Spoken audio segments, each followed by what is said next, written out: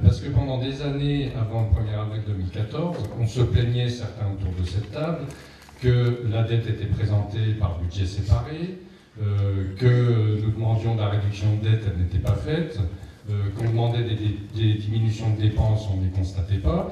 Et les diagrammes sont très clairs.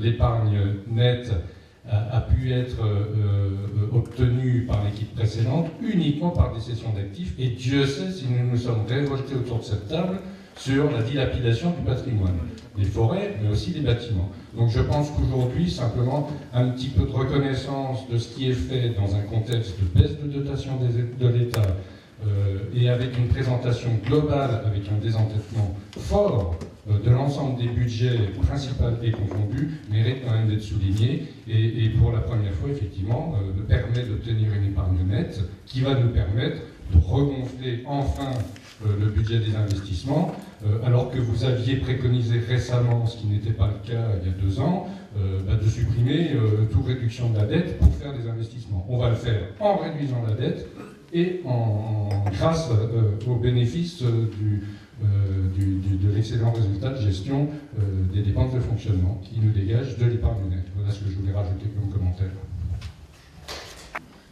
Monsieur le maire, mesdames, messieurs les conseillers municipaux, chers collègues, mesdames, messieurs, c'est en qualité de président de groupe Saint-Dié Avenir, groupe de la majorité municipale, que je prends la parole devant vous aujourd'hui. C'est aussi la 33e fois que nous nous réunissons autour de ces tables. En 3 ans, nous nous sommes déjà réunis plus souvent que l'ancienne majorité en 6 ans. Cela traduit bien notre souci de dialogue et de régularité pour le débat public municipal. Ces derniers temps, certains auront peut-être noté le sourire plus large que d'habitude de l'adjoint aux finances ou de l'adjoint au budget. Ce sourire ne s'explique pas seulement par le retour du soleil ou les joies familiales. Nous en avons aujourd'hui la raison. Oui, les résultats des comptes de gestion et du compte administratif 2016 sont un formidable encouragement pour notre action. Mais pour bien mesurer les efforts consentis, il convient de se replonger dans l'ambiance d'avril 2014, quelques jours seulement après notre victoire qui mettait fin à 25 ans de gestion par la même équipe. Le montant total de la dette, tout budget confondu, était alors de plus de 58 millions d'euros. Cela représentait environ 2600 € par habitant. La trésorerie était négative. Nous avions besoin de solliciter des banques pour boucler les fins de mois de la ville. De plus, chacun se souvient que l'eau et les prix payés par la ville pour la restauration collective étaient très élevés.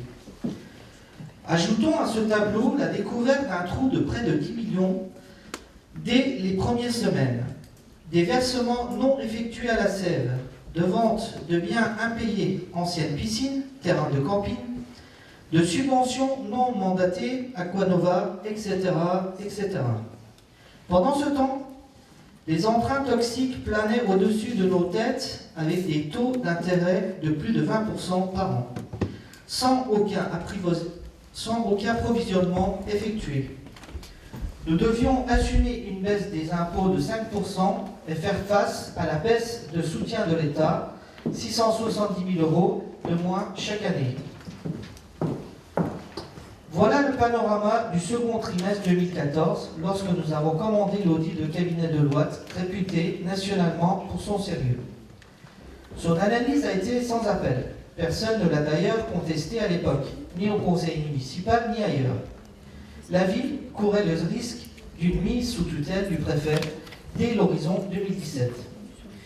Il a donc fallu être exigeant avec nous-mêmes, ambitieux sur les objectifs à réaliser. Depuis là, chaque mois, ici même, nous vérifions notre tableau de bord, moins 8% par an de charges à caractère général, moins 2% par an de charges de personnel et moins 6% de charges de gestion courante.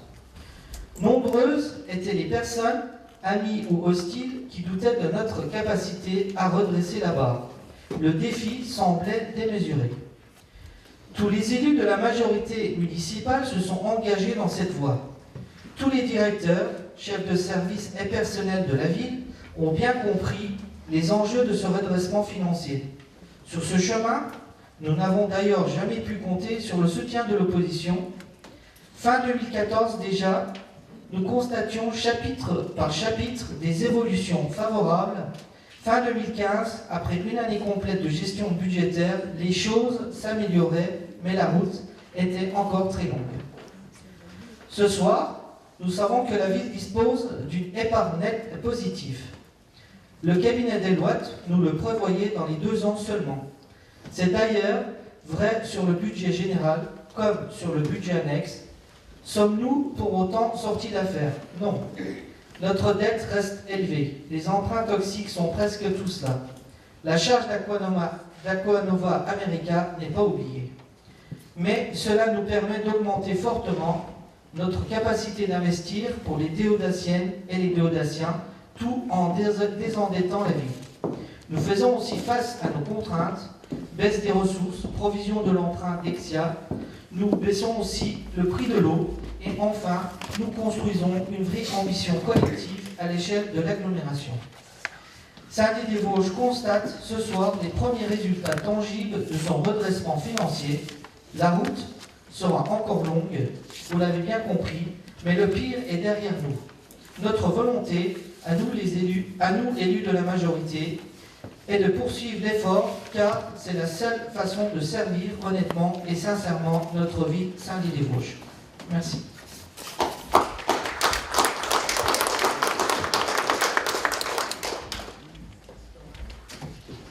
Bien, merci à vous, Monsieur le Président de groupe. Y a-t-il des demandes de prise de parole?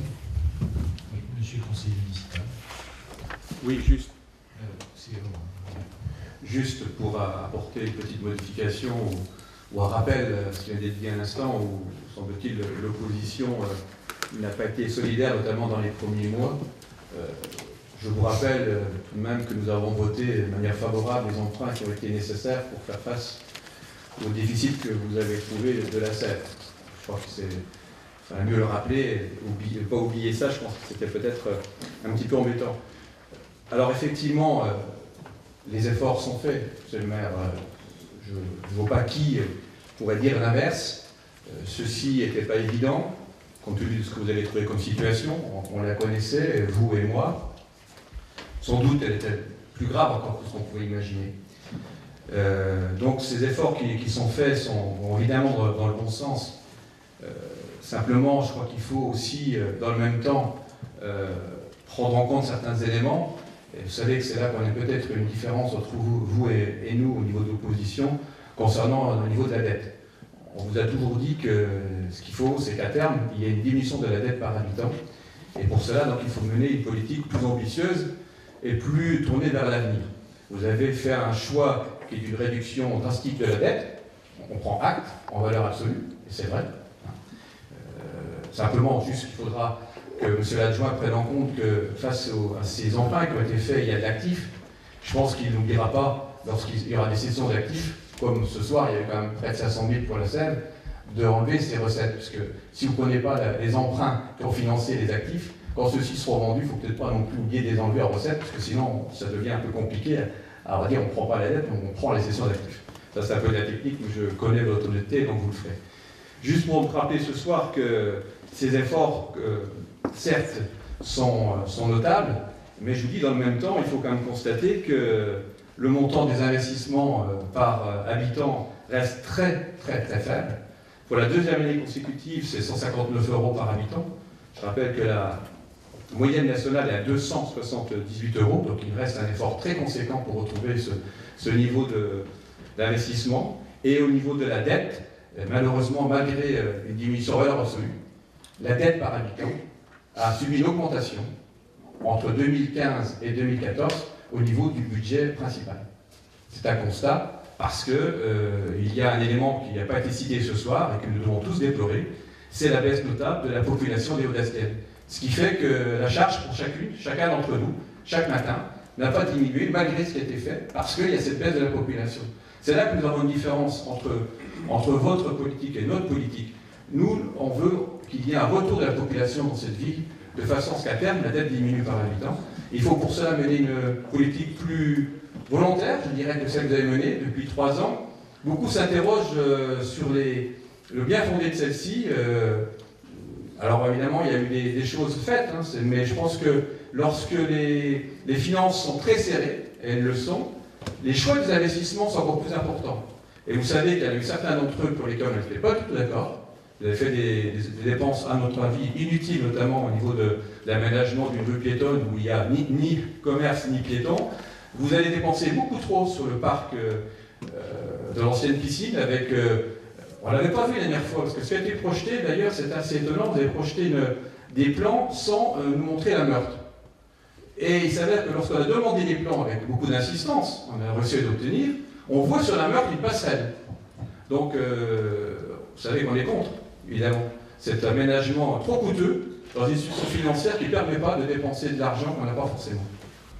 Donc, compte tenu de la façon de pratiquer l'INSEE, c'est un petit peu dans les marges d'erreur, puisque c'est fait d'une façon statistique à Saint-Dié, enfin pas spécialement à Saint-Dié, toutes les communes de notre taille, contrairement aux petites communes où il y a un recensement global, nous c'est fait partiellement, ils en tirent des statistiques et ils évaluent la population, mais elle a baissé cette année de 98 personnes, donc on ne peut pas dire que c'est une baisse importante.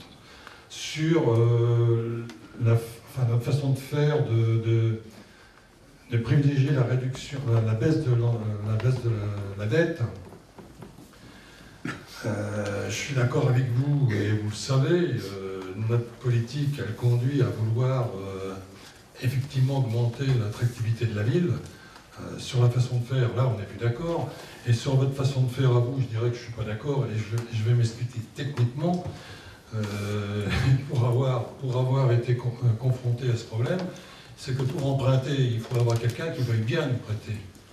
Et pour maintenir la dette, il faut emprunter autant qu'on rembourse, et il faut avoir un banquier qui accepte de nous prêter de l'argent. Et quand les conditions de BAL 1, BAL 2, BAL 3, vous les connaissez, les banquiers, pour pouvoir prêter davantage, prêtent à ceux qui sont bien notés. Et le fait que la ville de Saint-Dié était mal notée nous a conduit à avoir des difficultés énormes d'emprunter. Et on emprunte dans ces conditions-là, on ne peut pas négocier les taux difficilement, donc on n'emprunte pas dans de bonnes conditions. Donc notre politique, c'est de désendetter la dette, de façon à pouvoir emprunter à de meilleures conditions, et effectivement d'augmenter l'épargne nette afin de pouvoir investir davantage, et en cela vous rejoindre sur le fait qu'apporter une meilleure attractivité à la ville. Voilà ce que je voulais dire sur ces 2 points, M. le maire.